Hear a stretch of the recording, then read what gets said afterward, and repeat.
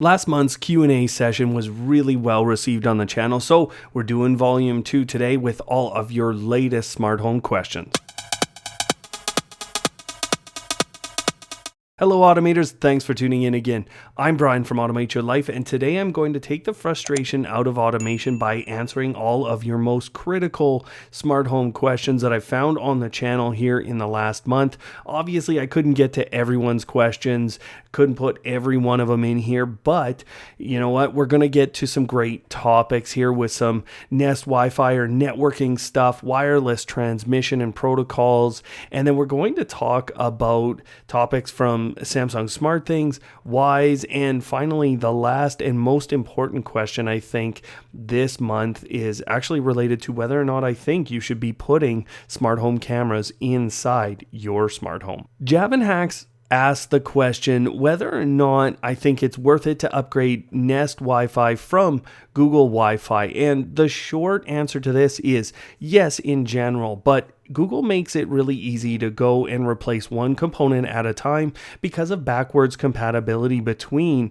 Nest Wi-Fi and Google Wi-Fi. So you can go and just buy one and replace the Google Wi-Fi that you want to replace. Now, there are benefits to this, and this is why I say this. Number one, you're going to get about 150% of the coverage space that you would have got with Google Wi-Fi. Now, if you go and buy the router, actually the Nest Wi-Fi router, you're getting even better coverage. It's about up to 2,200 square feet that you will find, and there's other benefits to just going and getting the router. Now, that's the one I recommend that you go and do first. So the router gives you 4x4 and AC 2200 over and above the 2x2 and AC 1200 that you will find on Google Wi-Fi and also the Nest Wi-Fi access points. I think I've got that right with the 2x2 on Nest Wi-Fi access points, but the router is 4x4. And the other big reason is really around kind of how many connections that you can maintain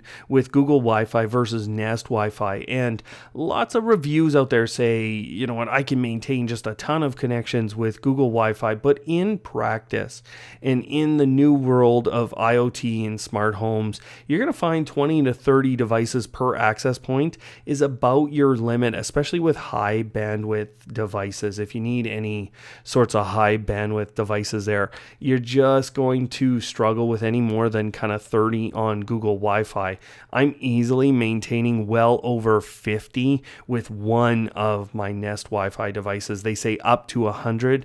It's maintaining really well, really strong. So that's the other big benefit. There's some future benefits coming with the better processor on Nest Wi-Fi, and then the thread connectivity options, which do appear to be coming. Now let's take a question from Anthony Renfro, who's been a long-time subscriber here. Now he's actually asking whether or not that Nest Wi-Fi router itself can replace your existing ISP's router. And the short answer to that question is yes. The long answer to that question is, well, it depends on the incoming connections and it depends on what you want outgoing, because his second component to the question is, would that directly connect to my SangLed hub? Now, that SangLed hub is a wireless connectivity only, I believe, and so you need to plug in an Ethernet connection to it. Now, Nest Wi-Fi only has one incoming connection and one outgoing connection. So essentially, you would have to use that one or single outgoing connection to go into that SangLed hub if that was the only wired device that you wanted to have. Now, I think a lot of people don't, so you probably want to look at a wired networking option here and maybe a managed switch. You might also look at something like I've done, which is an Ethernet over power device. Simply take that connection out of the Google Wi-Fi, plug it into that Ethernet over power device, and now you have essentially Ethernet within your electrical wiring. Now, that's going to depend, whether or not you want to go to a managed network switch downstream of that Nest Wi-Fi. It's going to really depend on how much speed you want out of your wired network and how much control you want and how much you want to spend on wiring your home. Now, in terms of that incoming connection side, that's just as complicated, actually probably more complicated. It depends what your network connection is coming in and what your ISP has already installed. Now, I I've run it in both scenarios as the router for my ISP instead of their router, and I've also run it as downstream of their router. So, at that incoming connection, if you have fiber, they have to have a conversion there. You can't plug fiber directly in to a router. There's got to be a converter. Usually they install a modem. They could also just install kind of different converters. It depends really on what your ISP is doing there. They could also go directly into their own router with that fiber connection. So it really depends what your incoming is and what your ISP is already installed. But in a lot of cases, they have a router sitting there that is just an Ethernet connection in and then maybe multiple out. And you can replace that usually with the Nest Wi-Fi. Now I'm going to take a question from one of our patrons, and he's only known as K, but guys, those patrons here, they get a little bit of a higher priority in terms of their questions being answered on videos like this. So please do join us there. It's really important revenue source for me as a creator because it's a consistent revenue source, or a very consistent revenue source for myself. Now, K's question is around network segmentation and whether or not this is a really hard thing for people to tackle. And what I will say is that it could be difficult for you to set it up. There's an easier way that I'm going to talk about here, but in general, yeah, it can be complicated, but it's more going to be complicated after you do it. And the reason I say that is you can find a lot of tutorials out there. You can find a lot of how-to guides for creating network segmentation. They're already out there, but after the fact, you're probably going to run into some odd scenarios for why something isn't working across your two separate networks. And I mean, that's the definition of network segmentation. You're trying to segment the networks to stop communication across. Now, I'll give you an example from my home where I kind of have two devices on separate sides of the network. So my PC is on one side and my IoT devices, including my Philips Hue hub, is on another side. Now, you can actually use this Razer software on the PC to synchronize your Philips Hue lights with video games and videos and other content. Now, as soon as I created that network segment there, basically I broke that functionality and I had to figure out how to get it working. But you know what? Once you've created true network segmentation, unless you're going to allow those devices to communicate across, unless your architecture includes going across that network in some way, which isn't full network segmentation, then, well, you're going to either introduce delays or not be able to have that communication occur. So there will be specific situations that you could run into where you want to communicate across. And so what I'll say is, yeah, it can be complicated in the future. Once you're done setting up the system, it can get complicated. But one of the really easy ways to start testing this out in your home, and this is how I've done it, is just create a guest Wi-Fi and then start putting your IoT devices on that guest Wi-Fi. It might be called additional Wi-Fi. It might just be the guest Wi-Fi, like I've said. There's a couple different options there, but you could go and start putting your IoT devices on that guest Wi-Fi, and it won't, in general, be able to communicate with the rest of your home. And I'm going to take a second question from Kay here. It's about thermostats, and we'll get back to some more wireless kind of discussion here in a second. But he's asking about whether or not I find the Nest thermostat or the thermostat applications in general to be difficult to work with. And it's kind of a funny question because in general, these devices, the thermostats, and I have access to Ecobees, I have access to Nest and Honeywells in the past, and I've seen a couple through the channel here of the Hive thermostats. Obviously, not being in the UK, don't have a lot of access to those, but you know, I installed a recent Nest thermostat here at Madeline's home, and we've been testing that out for a few weeks here to see some of the newer features. But why I say it's kind of a funny question, not that it's a bad question, but it's a little funny because almost every thermostat that I have installed or worked with can be worked with direct on device, and that's a really easy interface to use. It has to be simple. So I don't think in general you're going to find a real difficulty in controlling and navigating through the smart thermostats. The apps themselves I find to be fairly well laid out. There's a lot more settings, and that's where I think Kay's question is coming from from like, are there too many settings here that are just going to confuse me and overwhelm me? Now, it depends on your level, but in general, I'll say they're pretty well laid out, and I think they're easy to navigate. Now, Cigar asked a question about ZigBee networks, and I have to read this a little bit. He essentially has a home with one ZigBee hub and one repeater, and then when he moves that hub or that repeater, essentially it stops working. Now, his question is ZigBee directional? Is this a directional signal and I have to have them pointed at each other perfectly? Or is this a bit of a different way of communicating? Now, I'm going to show you a visual right now, and this is talking about Wi-Fi, but ZigBee is very similar. It's not exactly the same wave look here that we're looking at, but it is very similar in terms of how it is broadcast. So you do have a focal point, and that's why you have, I've shown the Samsung SmartThings hub on the channel a few times. There is a general direction that you want to point that antenna, but it's coming out in this angular way, and you have less intensity off to the sides, and you have this really strong intensity down the middle. That's how those signals tend to look. And this is in 3D, right? You're getting the up and down and the across. So you have all these different intensities throughout your home. So when you move and you find that a ZigBee network or even a Wi-Fi network or a Z-Wave network, you find those are breaking. Number one, you might have your antenna pointed in the wrong direction, but the more likely thing going on is you have some interference, or you have something you're trying to go through that just is in the way of the receiver on the other side, or the transceiver on the other side. So that's more than likely what you're running into, Cigar, not necessarily that you just have this perfectly directional signal. There are those out there, but not when we're talking about ZigBee. One thing I wanted to follow up from last week was I showed Wi-Fi Man, and this application is really good for diagnosing issues like that, but it is only for Android in terms of the features that I want you guys to have access to. Now, Paul Barber came and he really helped with a PC application. I still don't have an iOS application, so if anyone finds one, I don't think it's possible after a little bit of research here. iOS just not giving you access to certain capabilities within their iPhone. So it might not be possible on iOS. You might have to have an Android or this Wi-Fi Analyzer app from the Microsoft Store on a PC. You can get that.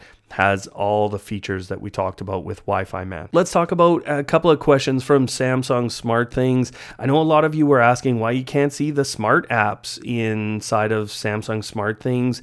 There does seem to be a location-based issue here, and my contacts at Samsung SmartThings say they'll get back to me, but it's been a few weeks already, so I think they're struggling to figure out exactly what's going on or be able to dictate to me what's going on. So you might have to wait a little longer here, guys. Now, we had this great question from Renato, who asked whether or not there was SON-OFF or eWeLink integration into Samsung SmartThings. Now, there's something we have to define here in this question, because SON-OFF is a device manufacturer and they have physical devices. eWeLink, they are more like a service than anything, and they allow integration into Samsung SmartThings for 3 device types. It's their motion sensors, contact sensors, and outlets. So that's what you get through eWeLink. Now, your SON-OFFs, if you had one of those 3 device types from SON-OFF, then they would come through as integration in those types. But what SON-OFF has as a direct integration is actually the R3 Basic. This is their ZigBee switch here. So that's what you can get access to through SON-OFF. In what is clearly one of the best names on YouTube that I'm never going to try and pronounce, this individual is actually asking whether or not we're going to see action tiles come across to the new application. The short answer to that is yes. And that is already there for me. You can actually find it in the smart apps in the new application. application, it's sitting there. So yes, we should see that. I didn't get an official from Samsung on that, but yes, it's already there. The interface to manage is already there, and that is part of the migration process as far as I can tell. Now, the other part of this individual's question was related to virtual switches and web core. Now, web core is heavily being talked about by Samsung in terms of their migration path and their upcoming changes to the overall platform. This is really expected to be a big part going forward, including localized execution of some of those scripts that you have created in web core. Now, virtual switches is kind of a funny thing. We know right now that virtual switches are supposed to go away, but I do not believe whatsoever, and I have no indication from Samsung that this is just going to go away and we're not going to get a replacement. And I think the replacement that's coming is going to be within web core. What I expect to have happen is that something like variables, and I think it should be called that, variables will come into the platform, and that will be then Boolean like switches. You'll have integers where you can go from 0 to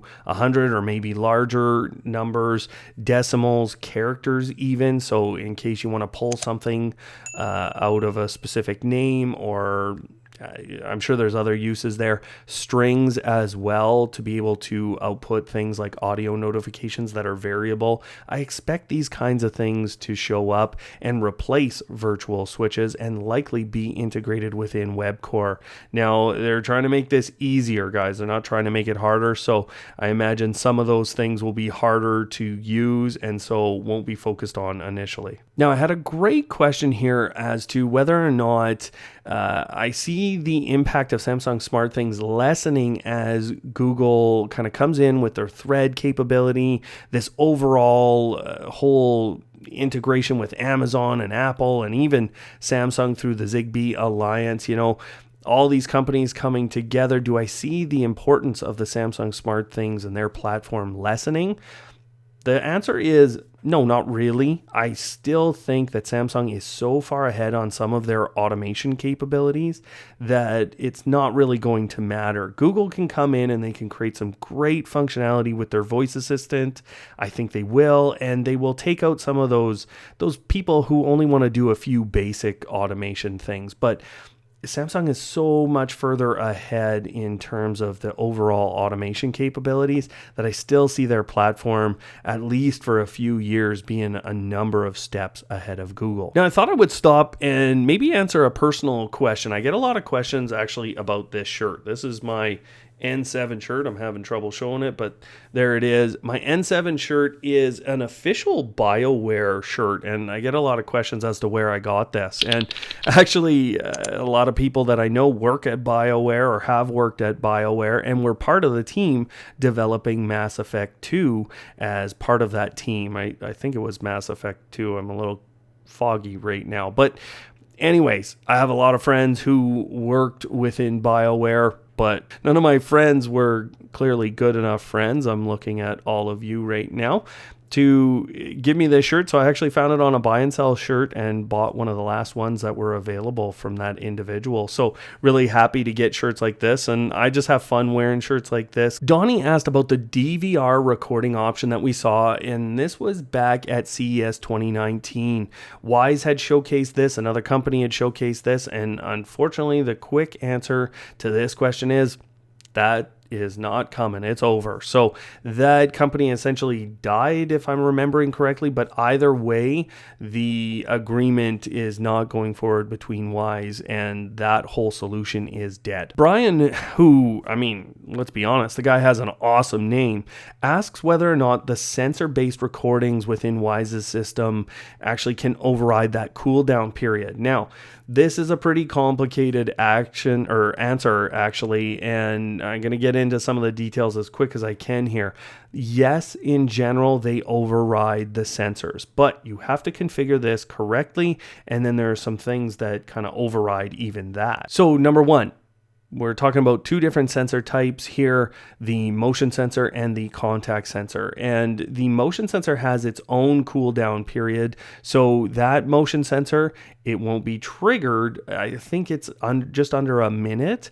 You will have to wait for that motion sensor to cool down. And during that time, you would not get multiple recordings. Now, the contact sensor is a lot faster, but this is where you start to learn that there is a delay within Wyze's system still, even with these recordings. Now, it is that 12-second recording timeline, or if you have an SD card, or you're using their complete motion capture, well, now those recordings are a minute, and they can even be continuous depending on how many triggers you have. They'll just keep going. So you have to wait for that 12 seconds, trigger the next one if you're just using those 12 seconds. The other really complicating factor within all of this is if your camera triggered off motion at the same time or just ahead of your motion sensor, well, you now have implemented that 5-minute cooldown period for the Wyze Cam. Tim asks whether or not there's a way through the motion sensors to trigger on the Wyze lights, but he only wants it to happen within certain time periods. Now, you can actually do this inside the application within the rules, and what you want to go into is the device trigger type. So you go into that, you choose your motion sensor, you choose your bulbs that you want to have come on as actions, and then from there you will have this little if section that allows you to choose only during certain time periods and then the days you want that to occur. My good friend Trelexin, and a patron to Automate Your Life here, you know what, he's been on the channel in the past and shown us how he wired in his Echo Dot into his car. He's a very good automator, but he's asking a question. I want to get this exactly right. He has 3 Wyze cams in his home, but they all point to exterior doors. He has none inside of his house, and he's unsure about doing it because of security or privacy reasons. Now, he's wondering whether or not I consider this kind of the tinfoil hat approach. Would I be really concerned about security and privacy, or am I kind of okay putting a bunch of smart home cameras inside my own home? And what do I recommend for you guys? My belief, 100%, if you put a smart home camera inside your home, you have to 100% be okay with someone seeing that footage. So never in a private space. That's number one.